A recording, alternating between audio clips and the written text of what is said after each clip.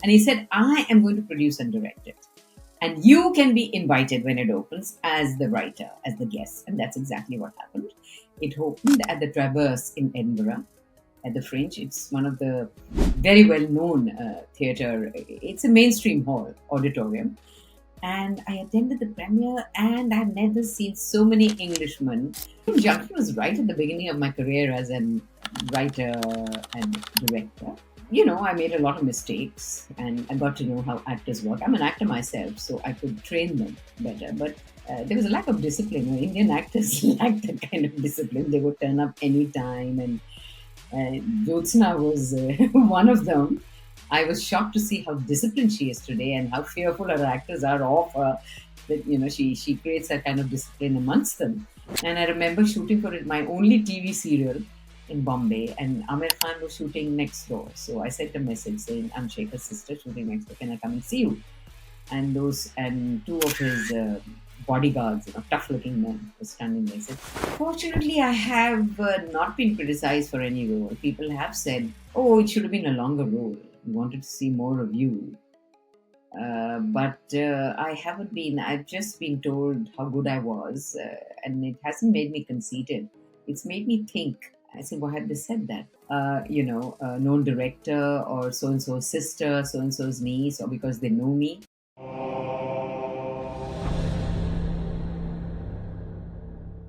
Sohaila Kapur is a multifaceted talent in the art scene in India. She is an actress and playwright, previously a journalist who is currently in Sydney to open up her play, a theatre production called Mahim Junction, The Revisit. Mahim Junction is a theatre production that releases on 21st, 22nd and 23rd of November in Sydney, Australia. The production was written by Sohaila Kapur herself. Born into a prominent family, she is the niece of the legendary actor Dev Anand and the sister of acclaimed filmmaker Shekhar Kapur. During my recent chat with her on my podcast, she shared heartfelt memories of her uncle Dev Anand, reflecting on their close bond and her admiration for his illustrious career. Sohaila Kapur's artistic journey is marked by her dedication to storytelling and performance, making her a compelling figure in the theatre world. If you're looking to book your tickets, then there is a ticket link in the description box below. So let's get into this conversation that I had with Sohaila Kapur. Sohaila Kapur, namaste. Welcome to my channel, Inner Habit. How are you? I'm fine, thank you. How are you? I'm good. I am so excited to have you here. And there's a number of reasons. Firstly, I get to speak to the niece of Dev Anand, which is the charming Dev Anand, as he was known. Yes, absolutely. And then you're also here to do this fantastic theatre production, which you wrote yourself. Yes, I did. Okay. So tell me, you had an intention, or you probably wanted to do acting, however, it wasn't permitted in the family. You became a journalist. That's right. Tell me about your time when you were a journalist at Times of India. Well, I got selected as a trainee. They used to advertise in the papers for trainee journalists. And my mother was very keen that I should take up journalism, since acting was a no-no for both parents. And I used to write as a child poetry, short stories. I found it interesting. I used to read the newspapers and wonder, sometimes, how would I have done this story? Anyway, so they had this examination all over India, and about 1,500 students applied for it. And ultimately, 13 got selected, 3 girls and 10 boys. And then we had this grand viva where all the top editors of the country, all part of the Times of India, various magazines, the newspaper, would sit around in a horseshoe formation and fire questions at this little trainee who would be trembling in her or his seat. And if you passed the viva, you were selected. So it was a tough process, but I made it and I was very happy. My years in the Times of India were my formative years. I worked very hard. I remember during one posting at a desk, I was tempted. I was told that, look, if you do a good headline, You might see it in the newspaper. I mean, it was a dream to see your headline or your work in the paper, any kind of work, your creative output, your report or your headline. So he gave me, at that time they had a different photo, they had typesetting at that time. And I got reams and reams of paper. And I must have edited without looking up even once for 8 hours, that entire schedule. Because he kept throwing these copies at me. And I was hoping, I said, chalo, maybe this, or maybe this headline would be mine or that. I did that for a week on the desk. And I never saw a single headline of mine in the papers, in not even the inside pages. And at the end of it, I was told by those students who'd been through that desk, stupid. He always says that to the trainees to train them. Your headline will never find its face in the paper, not till you're a full-fledged journalist. So that's the way he used to make us work. Of course, I cursed him at that time. I remember his name was Mr. Sarathi, but he was such a great trainer. I learned all my editing skills in that 1 week on the desk of the main newspaper. And then I went to Femina. They wouldn't give any. I remember at the end of our training, we were asked where we would like to be absorbed in the Times of India. They absorbed you after that. They gave you a stipend as a trainee, and then they absorbed you. And I said, I want to be an investigative journalist. That was my dream. My friend said she wanted to be a sports reporter. And we were told, sorry, these positions are not available for girls. They're risky. So you either have Femina, where you can do cookery, articles. You can interview women, safe people. Or Film Fair, where you could interview the stars. And we were so disappointed. But we were shunted off to these two magazines. I remember I refused to interview Shami Kapur. Bikram Singh was the editor, and he said, okay, now go along and interview Shami Kapur for our next issue. I said, just because I'm Dev Anand's niece, I thought to myself, they're trying to send me everywhere, thinking that I'd get interviews, but I'm not going to do it.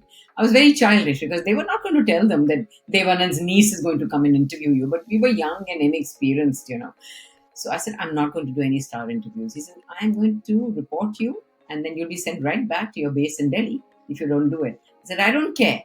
I rebelled, and ultimately it went to my colleague who happily did it, and they shunted me off to Femina.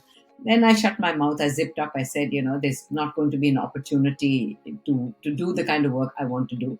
So I brought my investigative journalism into Femina, which was unheard of. There was a hotel employees strike at that time. It's a huge strike. And there was a leader called R.J. Mehta, who was the leader of the workers over there. He had a workers' party.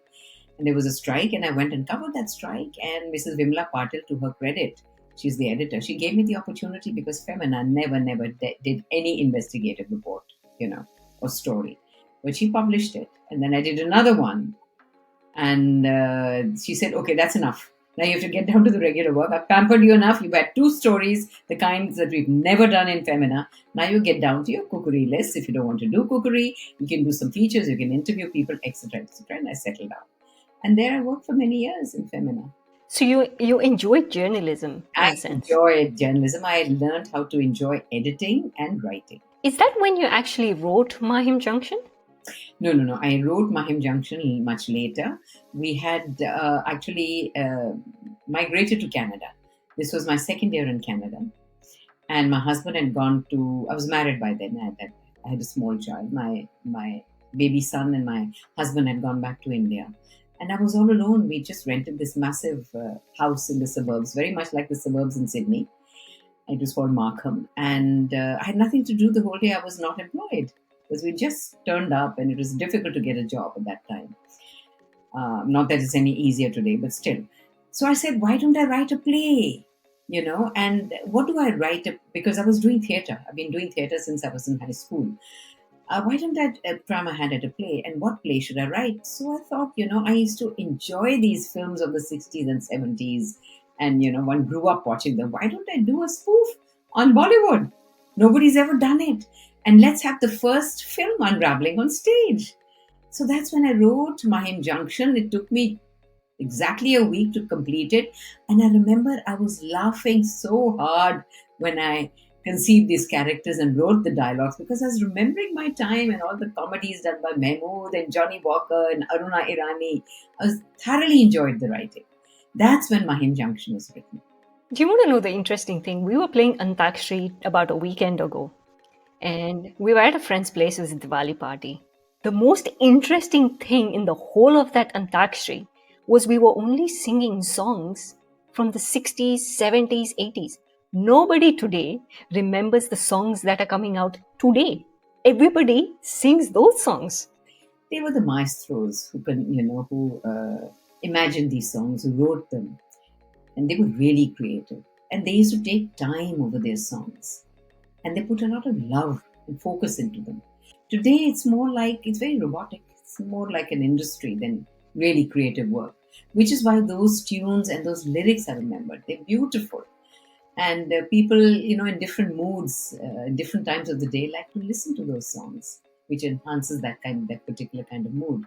Today, we don't have any mood songs. It's just a thumping beat, and you can only dance to it. And the lyrics are quite crazy. It's like writing a letter to your boyfriend. Those are the lyrics. Or if you're a 15-year-old girl, you know how we used to talk to each other on the phone and write letters to each other. We didn't have the mobile at that time.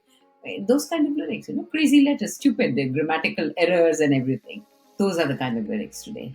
This is true. So tell me something. Mahim Junction, you wrote it. How did you get it in the theaters? I had no idea about who. I didn't even think that anybody would put it up, and I was not into direction at that time. I'd just done some acting. I just wrote it out of fun and hoped that one day it will see the light of day. Then in New Delhi, there's a guy called Sanjoy Roy who runs Teamwork Films. They have events all over the world. They're famous today. And he was just starting out. And he said, I said, hey, Sanjoy, read this and see, I just wrote this, How do you find it? I just wanted a view on it.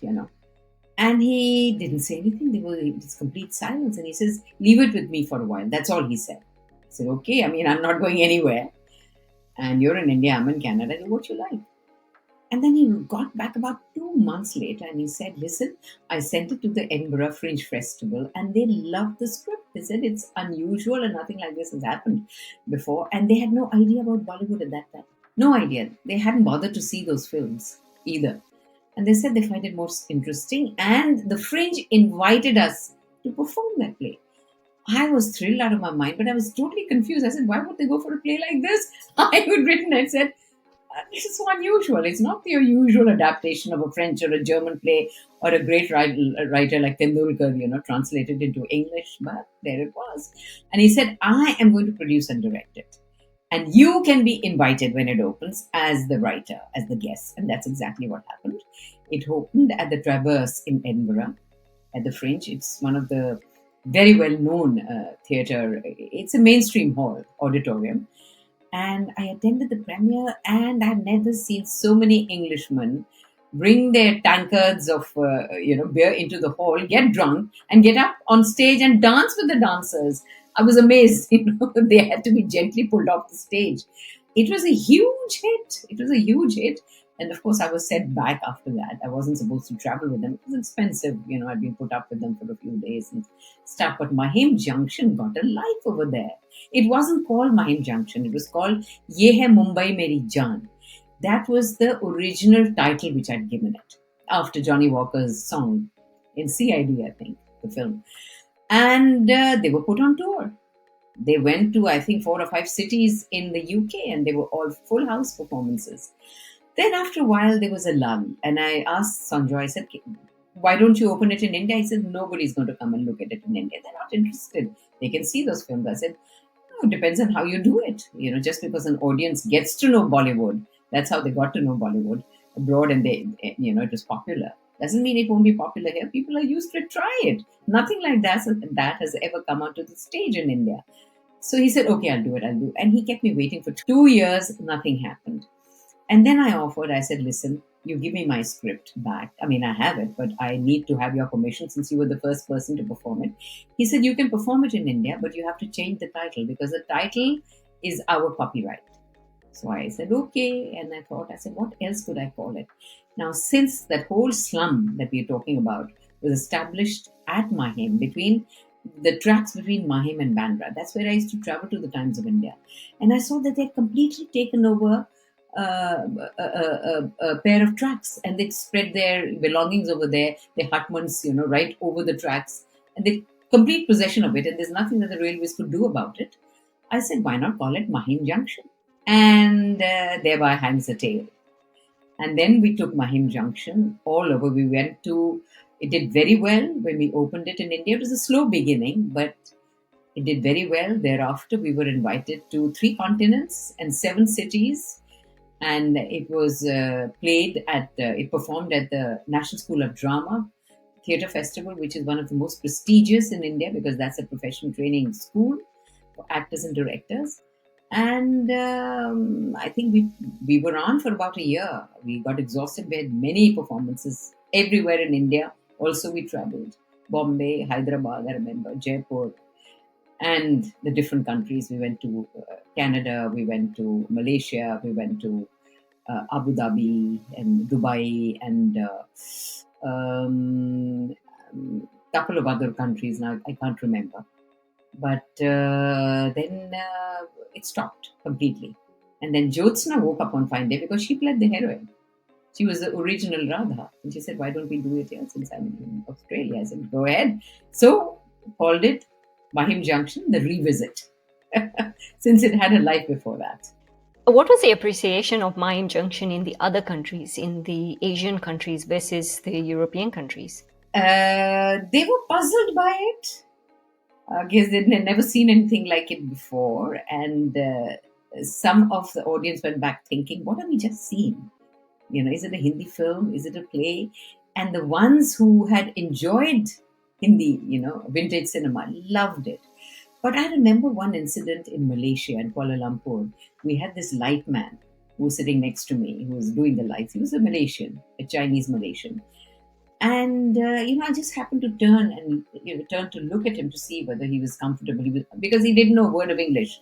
I don't know how. I had given him the script and marked it with colored pens. This is where the lights come on. He couldn't read or speak English. And he was on the floor laughing. He had fallen off his chair and he was laughing. I said, oh my God, your cue is coming. Those actors are going to be in the dark.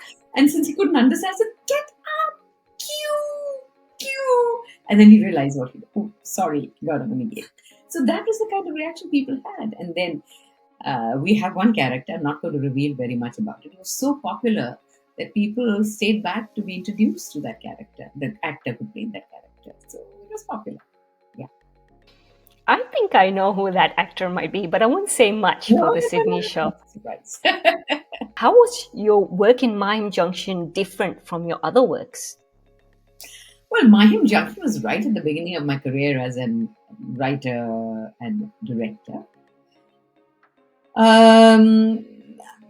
I made a lot of mistakes and I got to know how actors work. I'm an actor myself, so I could train them better. But there was a lack of discipline. Indian actors lacked that kind of discipline. They would turn up anytime. And Jyotsna was one of them.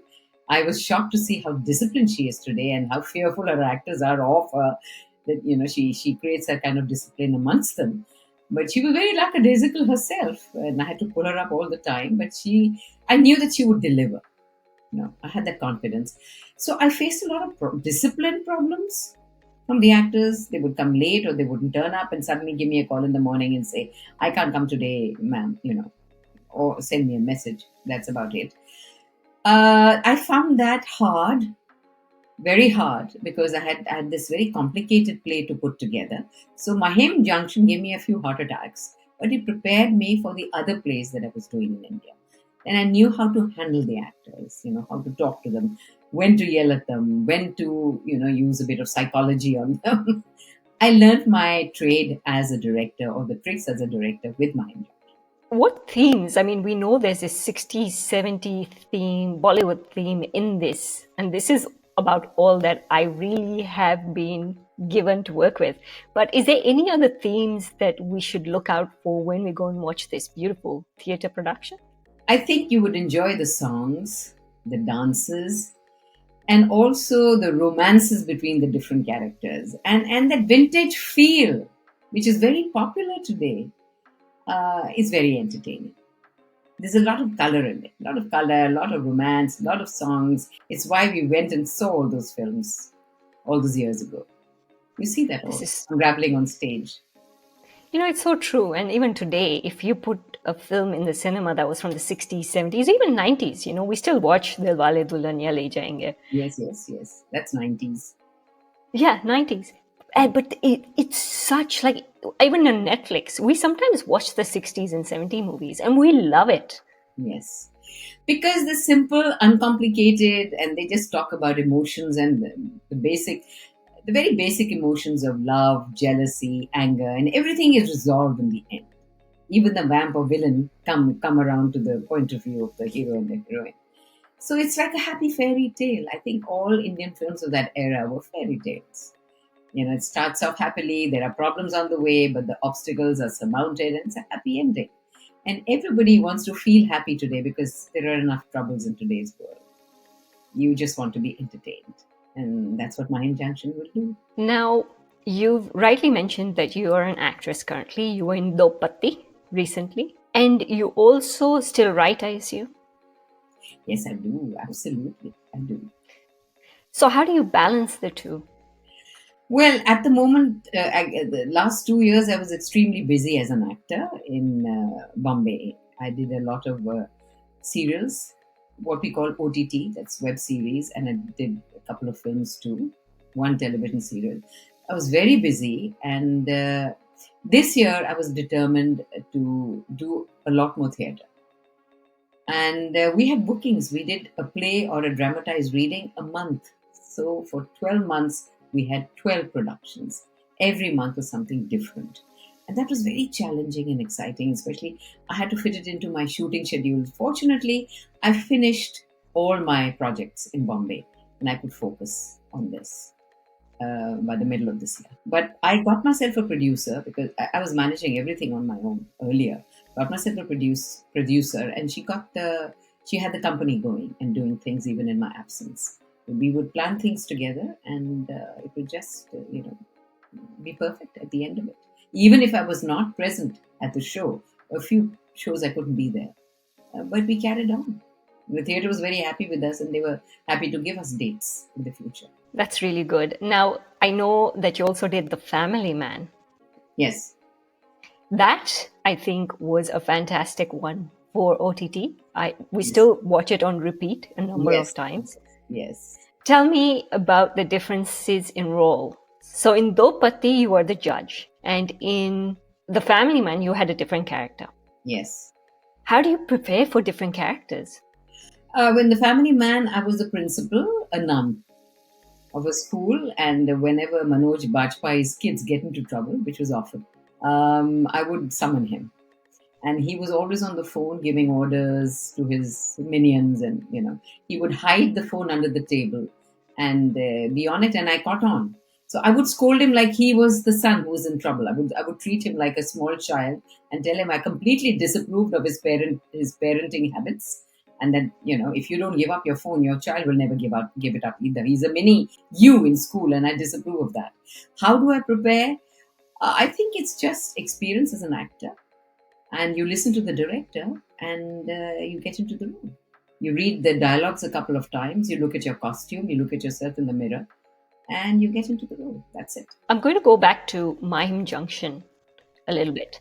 What challenges did you experience when writing the script? Did you have any challenges?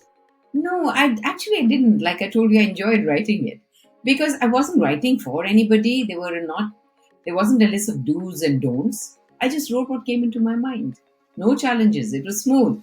In fact, I was wondering, I said, this is the first draft. Maybe I should have a second and third draft. But it never came to that. It just got picked up. Do you actually have a character in Mahim Junction whilst in Sydney? Yes, she insisted. I said, look, I never act in the plays that I direct. I don't like my attention diverted because I can't look at my production from the outside as I can if I'm the director. If I'm involved as a character, then I get confused, Should I focus on the character? Then I can't look at it from the outside. I can't look at the other characters and sort of, surmise about them and think about whether they're right or wrong because I'm involved in the production in that sense. But she said, no, no, no, no, but I'm directing it. You are not. The first thing she told me on the phone, we're doing Mahim Junction, but you are not directing it. I'm directing it. I said, so be it. I'm very happy you're directing it, but you're acting in it. I said, what? Do you have a shortage of actors? You want me to do the mother's role or what? She said, no, no, no. You have to write in a role for yourself. I said, you've got to be kidding. I have no time. So she didn't take any of this protests. And she said, no, you have to write yourself in if you're coming here. I said, okay. So I wrote myself into a character, and that's what I'm performing. I can't give you details about that.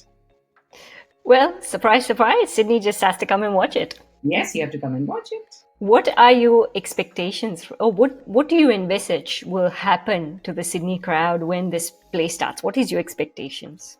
I think they should laugh and enjoy it. Maybe if a few catcalls, like it used to be in the old days. People used to throw money at the screen. And whenever their favorite hero came on, like Dev Anand, there would be hoots and howls and, women screaming. Well, we don't expect exactly that, but a few couple of whistles and claps would be nice. And I'm expecting that. So you've only got here 2 days ago. Yesterday. So you landed yesterday? I landed yesterday. Oh, I thought you were landing on the 7th. I guess you were leaving on the 7th. Yeah, I'm a bit confused. No, I left on the 7th at 12 a.m. So, yeah, I think I landed on the 8th. I think I did. It's a bit confusing. It's the 9th today. So, technically yesterday, yes. Tell me, have you met the other actors? Have you started preparing? Yes. The first rehearsal, well, it wasn't a rehearsal. It was a photo shoot yesterday. And I met all of them. It was great fun. There's such a happy bunch, exactly the kind of actors that are required for Mahim Junction. And they were relating to each other. I remember when I had my show, those guys couldn't get out of their characters for about 6 or 8 months after that. They even spoke like those characters, and I had to tell them, hey, the play's over, you don't have to be that character. But I found that in these actors, and that's what is required to really get into the roles, to get into the play. So tell me, when you first started theatre and you weren't a director then, and then all of a sudden you've started that direction process, how did you evolve in that process? Actually, I think I evolved by training my actors. It's exactly what Jyotsna is doing here. Because if you're a director and you've been an actor, the way to start is to train your actors. Physical movements, how to use the breath, how to get into a role, how to read those lines first and then remember them. And most important of all, how to bring the emotion in. That's the most difficult part to do. Sometimes you have to switch on and off and switch on to another emotion. The moment you switched off, you have to switch into another emotion. So training the actors was the priority. And then, of course, came the blocking and the movement. So I used to hold workshops and ask the actors to mingle with each other freely. And it was a process. It was a physical process with them, a process with their bodies, with their voices, with their emotions. And I learned alongside them. I learned with them. I learned the craft of directing while directing them and training them. That was a good part of it. Now, whilst you were workshop training, you too must have grown as a theatre actor, even though you'd had the training. You learn something new along the way all the time. All the time. You're learning all the time. Absolutely. You don't go there as an established actor and say, look, if I'm an established actor, then, it's easy to be a director. Now you listen to me. I'm the best. I know everything. You can't. You learn something from your actors. Even your co-actors, if you're on stage, you're learning all the time. And you should be open to that. That's the biggest advantage of an actor who's open-minded, open to learn. And the greatest negative point in an actor is when he thinks he's arrived and he has an ego. That's when he stops progressing. That's when he stagnates into one kind of character, but he specializes in. And I call those actors insecure actors because they don't want to experiment. They know they're good at one particular thing and they want to stay there. They don't want to sniff out the territory. They're happy where they are. Now, you may not be able to mention any names, but do you see actors of today's generation with that form of ego? A lot of it. A lot of it. They don't know anything about the profession or the skill, but they come with a lot of ego. They come with that supreme confidence that I can do this. What's so great about it? I just need a chance. You have to give me a chance, man. I'm good at it. But when they start performing or doing or workshopping, you know the flaws. You try and tell them that. Some listen, some don't. You can't browbeat them into it. I just say, look, that's not you. So don't try and be an actor. You're not comfortable in it. No, ma'am, I just want to be. It's just this or that or the other. I had a bad morning. There's an excuse. I said, listen, a person who really wants to act, no matter what happened in the morning, is focused right now because he wants to learn that skill. You're not focused because it doesn't interest you. Go back, ruminate over what I've told you. And 2 or 3 of them didn't come back. They realized they went on to something else. Do you still hold workshops at the moment? Not at the moment because I was very busy with my films and, living between Bombay and Delhi. I did hold one class during COVID. It was very popular. Class of adult actors. And they went through all the exercises and, whatever is required of the actors. We had a 10-day workshop where they learned all the skills from voice to body to emotions, everything, yoga, pranayam, everything's a part of it. Who would you say are your biggest influences, not only in theatre, but also films? Well, I'm influenced by, not really, I think I have my own style. I admire a lot of filmmakers and theatre people, but I'm not influenced by anybody. I think my style is original in the sense that I get, it's the feeling and the emotion of the moment. It's the activity of the moment that I get caught up in, and the thought that goes with it. It's what I think at that moment that goes into the creative process. It's not anybody's influence that comes in, but yeah, I do admire a lot of filmmakers and theatre makers, no doubt about that. They work well. Amongst them, I think my own uncles, Chetan Anand, Vijay Anand, they were great filmmakers. My own brother, who's an international filmmaker and an award winner, Sohaila Kapur. And the three, you have that talent in the family, so why not? I do think that you too are a fantastic actor and a director and a writer too. Otherwise, Mahim Junction wouldn't be in Sydney today. Well, I think Jyotsna she got very nostalgic. That's the reason why she won, because we had a lovely time together, all the entire group as we were traveling, and a lot of them remember it and they want to revive Mahim Junction, but she was able to do it. She did it. That's why it's here. Have you got a chance to see the set getting prepared? No. I just came in yesterday. It's just a photo shoot. I haven't gone to see the set. I've seen photographs of it, yes. And I hope to see the rehearsals from tomorrow. I'd love to see the changes that she has brought on as a director. I'd love to see. Yeah, she said she had to give it a bit of a change because there's more women actors. I had to write in. Actually, I revised my original play. So this is actually the second draft. I wrote many more female characters into it because there were more actresses in the group. And that's how it got revised. So it's literally a revisit of Mahim Junction on paper too. Now, what advice would you give upcoming actors or aspirants who want to do acting, not only in theatre, but also films? It's both a tough time and an easy time now. We didn't have those kind of opportunities when I was a young actor because there were only a handful of actors who were famous and there were stereotypical roles. Now the roles are diverse. And you didn't have OTT, you just had some films being made that was shown on television. Or after that came television serials. So a lot of actors got an opportunity. Now there's movies, TV serials, and the OTT. A lot of new talent has come. So the opportunity is there. The difficult part is when you get busy, you start losing touch with yourself as an actor. I found that. You're not able to relate that easily to your emotions. It becomes clockwork-like and very robotic.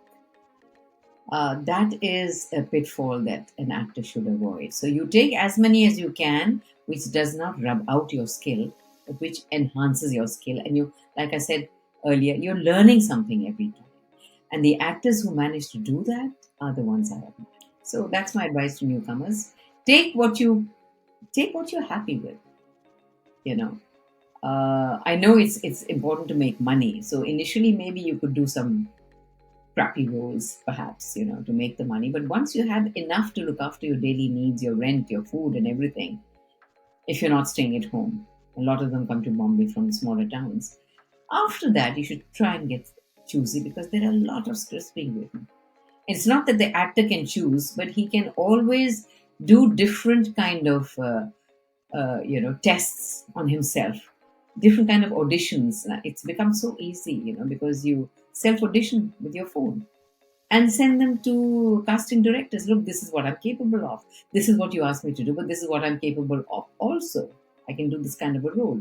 That needs time, patience, and a different mindset. It's a mindset of an actor who wants to make an impact. And that, I'm afraid, very few and far between. People just want to make a lot of money any which way and buy their cars and homes and take their girlfriends out on expensive dates, or if it's the girls, take their boyfriends out on expensive dates, and that's it. It's Money is more important today than the skill. That's what I found. So that's a pitfall because your work will not last. Your fame will not last. There's already somebody standing behind you, willing to take over, and they do. If you're not good enough, it happens earlier.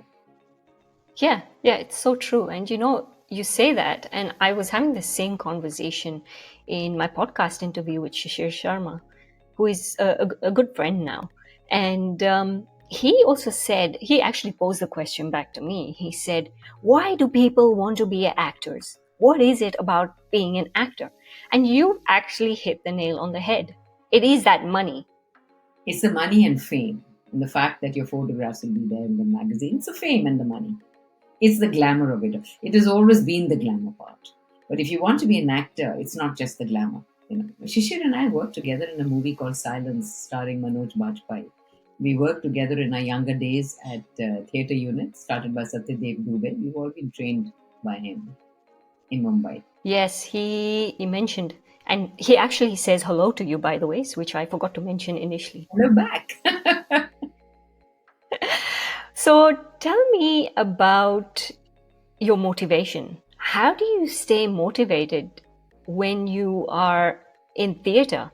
Because Jyotsna mentioned that you had to work in the heat, and most of the times it was so draining in India. Being on a stage, being in that heat, how does one continue to keep that level of energy and motivation? Your youth and your passion for theatre. That's it. They're the primary forces that keep you working. You never give up, despite the heat. Yes, you sweat it out. You have to work in un-air conditioned halls because you have to pay for the air conditioning, by the hour, or the rehearsal rooms where you just use the fans, and it can get very hot in Delhi, up to 45 to 47 degrees. But we still rehearse. So that's the kind of training you have in a hot country like India, and where you don't have too many, comforts.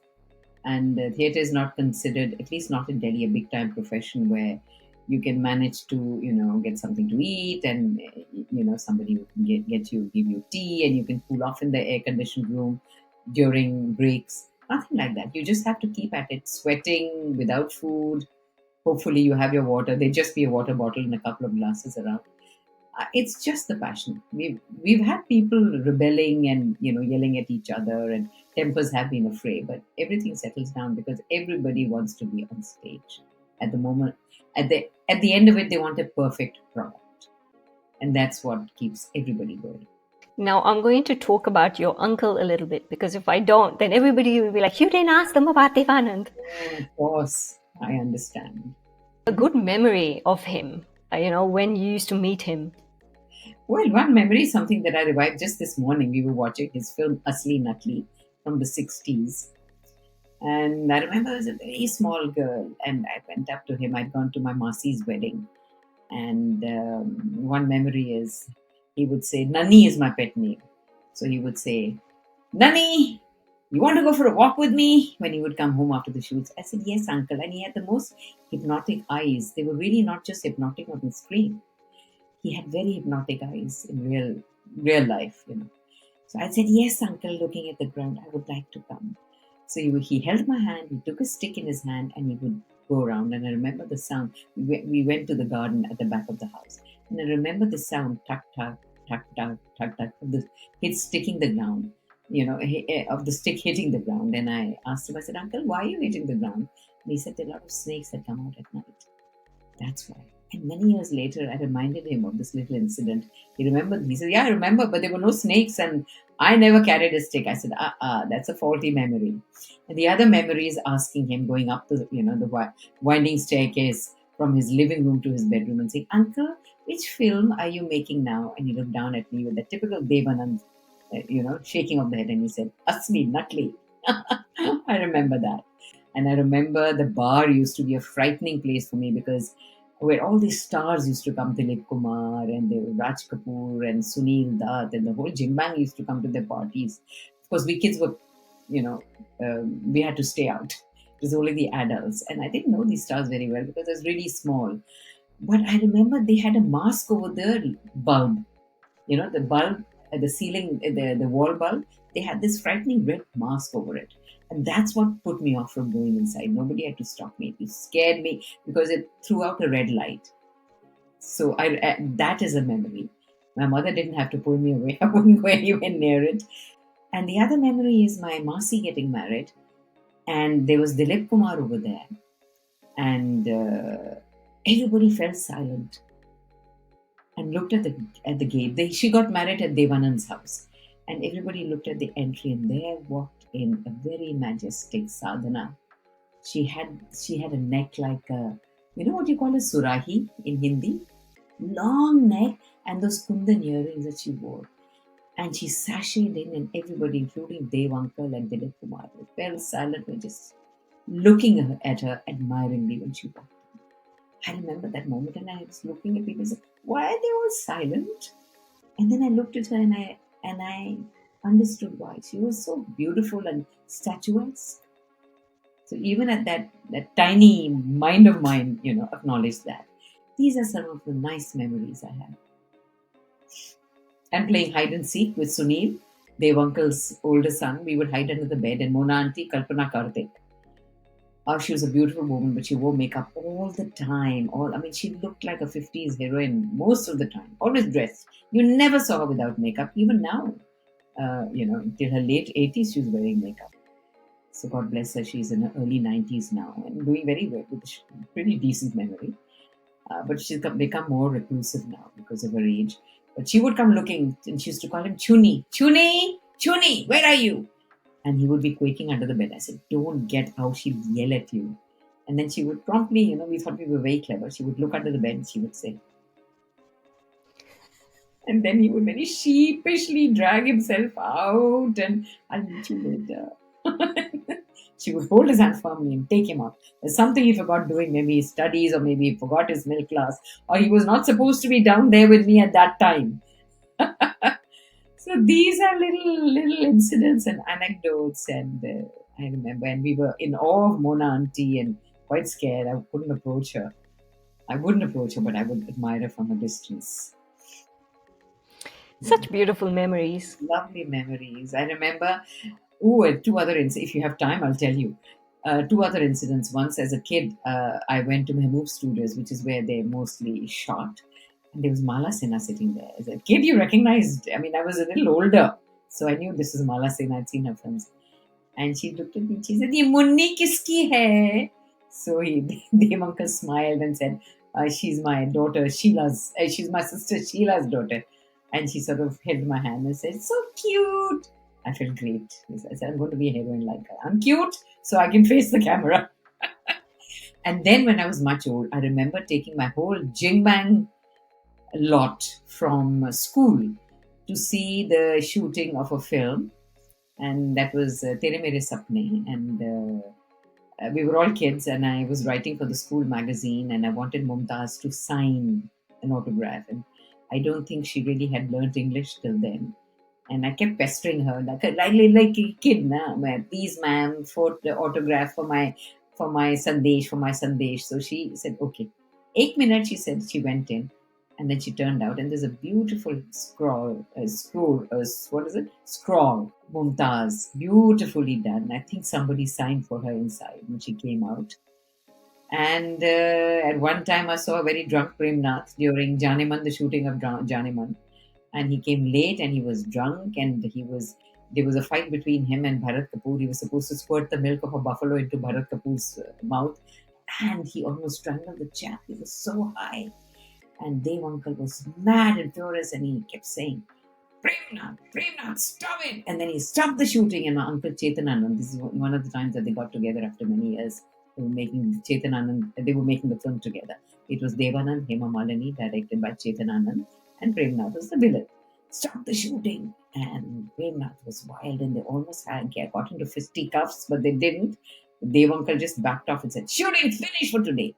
And then he got down on his knees and he cried. And Devi used to call him Devi. Devi, I'm sorry. Devi, I'm sorry. Devi. No, no shooting. No shooting today. Premi, did you behave yourself? But I think he was chastised after that. And Premnath was known for these brawls, drunken brawls.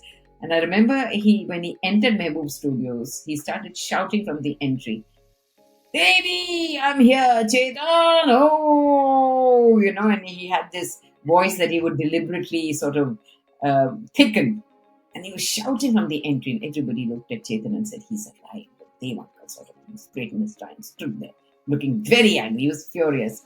So that was an incident. I had a friend from my colony who had come along with me to watch the shooting, and we looked at each other, and she said, that's how people shoot. I said, well, they're human beings, aren't they?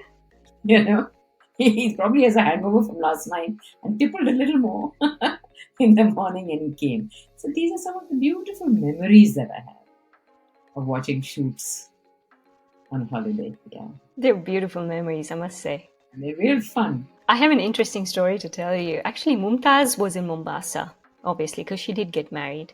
Yeah. And there were times when she used to, I think she had a black Mercedes, or she had a Mercedes there. Mm-hmm. And she'd park her car on the opposite side of the road, and she'd walk across the road and go to my mother's supermarket and go shopping. Wow. And what would happen is, as soon as she walks in, because she's very beautiful, very stunning, the whole supermarket would have flocks and flocks of people walk in. Yeah. So my mom used to say to her, "Okay, Mumtaz, आप आगे every day आ जाओ, मेरा यहाँ business चल रहा है." This was the early years of marriage with Mayur Madhwani, right? When she just quit films. That's right. And she moved to Mombasa at that time. She was quite young even then. Yeah, and she was very beautiful. She was. Absolutely. I remember her on the sets. And I felt so bad later. I said, I harassed the poor thing. I harassed Dharmendra like this once. I turned up. He was shooting with Rakhi's first film. Uncle, autograph. I did the same thing to Sharmila Tagore. Whenever I used to land up, somebody or the other would take me to the other shoots. But she signed quite happily. That's sweet. Now, Dev Anand being your uncle, how has that been for you, in the sense that you obviously weren't allowed to act? But did it sort of do you think it's given you a segue into the film industry? Not at all. Not at all. I couldn't use his name because people would shy away and say, oh God, the Anand family, don't touch these girls. Something goes wrong. Especially when they were powerful. They wouldn't ask you to act. They would keep away. They would keep a respectable distance. So it didn't work. Unless the uncles themselves picked up the phone and talked to somebody and said, hey, my niece, she wants a break. Can you help her? That would be completely different. Then they'd come running around, and give me auditions and give me a role. And that was a given. But they knew that they disapproved, so they wouldn't touch me. And I didn't even try. I was lectured by Goldie Mama, that's Vijay Anand, and the girls don't join. And Dev uncle's daughter, Devina, my cousin, is very pretty. And my own brother offered her a role after denying me, after telling me that you can't work in films. He offered his cousin a role, and Dev uncle was so mad. He said, she's your sister. How can you do that? How can you tempt her? So he backed off. So we could not use their names because it didn't work. I didn't even use my brother's name because he comes from the same clan. He has the same inclinations. I've just worked my way up independently. People knew that I was related to them. I remember my first film was Phantom with Kabir Khan as director. And people used to whisper in corners, Dev Anand's name, Dev Anand's name. I could hear them. But I was treated like a normal actor, completely. And also, when I did a Dubai tourism shoot with Shah Rukh Khan and MK Raina, I would stay away. I would stay away from stars. Even in Phantom, I would sit away from them till Katrina herself, came and became friends. And she used to come and pop down, flop down, say, "You want to play Candy Crush?" That's what she used to play all day on the sets. And we became friends. And then Shah Rukh came to where I was sitting and he said, "I just want to thank Shekhar if you can pass him this message that he was the one who endorsed the letter for my son to go into direction at one of the top schools in America. They need a letter of endorsement, somebody to, promote you, suggest that, this candidate is worthwhile. I know this candidate. It's worthwhile taking him on as a student." And Shekhar was an international name that time. He was making Elizabeth, and so his word counted for a lot. He said, "I want to thank him. It's because of that my son was able to get in." So they recognized the international director in Shekhar rather than Shah Rukh Khan, the star in India. I mean, that's the way I understood it. I mean, that must have helped, but what was an additional help was Shekhar's endorsement. And he had the grace to come and tell me. And I remember shooting for it, my only TV serial in Bombay, and Amir Khan was shooting next door. So I sent a message saying, "I'm Shekhar's sister shooting next door. Can I come and see you?" And two of his bodyguards, tough-looking men, were standing there. He said, "Ma'am, give us the note. We'll give it to him." Nothing happened for an hour. I said, "I guess he's too busy." Well, those tough men knocked on my door and said, "Sir would like to see you." I said, "Oh, really?" Then I went there and he came down. He was just giving a shot. He said, "Hold on." And after that, he came down and shook my hand warmly. He said, "I'm so fond of Shekhar." So, in that sense, it has helped. They have warm things to say about Shekhar. They've had a relationship with Shekhar. And in that sense, it's helped because, they came to me on their own and introduced themselves. But as far as my profession is concerned, my work, no, I didn't use it. How do you handle criticism on your work? A lot of people are going to say, "Wow, Sohaila did this role so well," versus, "We didn't like her in that role." So how do you handle that criticism that you get? Fortunately, I have not been criticized for any role. People have said, "Oh, it should have been a longer role. We wanted to see more of you." But I haven't been, I've just been told how good I was, and it hasn't made me conceited. It's made me think. I say, why have they said that? Uh, because I don't know, because I'm, a known director or so and so's sister, so and so's niece, or because they know me. But I have not faced any criticism yet for any role that I've done. I've only got praise. You know, people have been great supporters. I can say that. Now, going back to theatre, how do you see theatre evolving in the next sort of 2-3 years? Well, Bombay, it's evolved already. Bombay, I mean, Maharashtra, Gujarat, Karnataka, you know, Bengali theatre, Bengal. They already have a very evolved, established theatre, and it's constantly developing and growing. Delhi, it's a bit of a problem, theatre, because they see it as a hobby, and the first thing that you get asked is, "Are they complimentaries?" They pay 3,000 or 5,000 or 10,000 bucks to go and see a film star, even if he's an aging film star or has been on stage, because they've watched him on TV. They will pay that money, but if you're not a famous star, then and you're a friend, they will expect complimentaries. So theater now, what we're seeing is like all my shows go to full houses. I'm seeing that difference. That people have actually started coming out to see theater, and many of them have told me that we've never. This is the first play we've seen, your play, and we're going to start seeing more of theater because we enjoy it. We didn't know that it was so entertaining and informative. It was a first for them. So it started this kind of an attitude is now part of the Delhi, the Delhi scenario.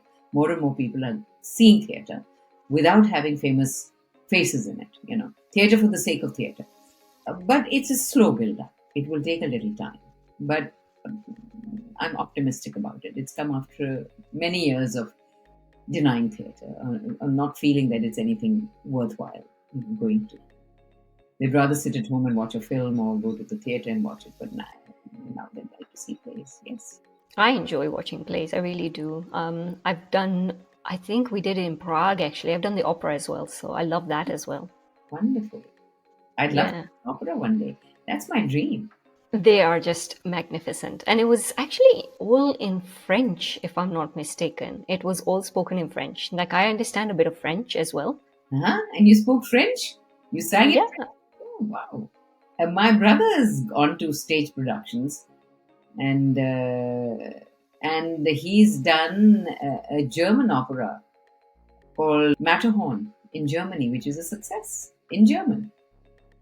So that just reminded me of when you were speaking about the French opera. Reminded me of that. yeah, it was beautiful just to see the way romance and love is portrayed in an opera sort of production versus how it's portrayed in movies or how it's portrayed in theater. Very different. Really, I'd like to explore that. I'd You like. should. Europe is beautiful to explore Oh, opera. I can imagine that. Absolutely. Well, I'd love to do it when I go to Europe. I will. I love seeing my theatre when I go to London, but I will explore opera next time. It's different. I mean, like I've seen Phantom of the Opera at the West End. Is that an opera? Or that's a musical? There's a difference. A musical is very different. An opera, everything is laid bare from the not only the music but it's just so different. Like when you see it from a theater production, I can't explain it. You have to experience it to understand what I'm saying. I think I've seen it in Austria. I did, yes. I saw an opera over there, and I didn't understand the language, but I enjoyed the music and the voices. They were beautiful. That's the one thing about opera is even if you don't understand what is being said, you still get it. Yeah, yes, that's right. You get the story. And then if you read the synopsis in the beginning, you're with it in any case.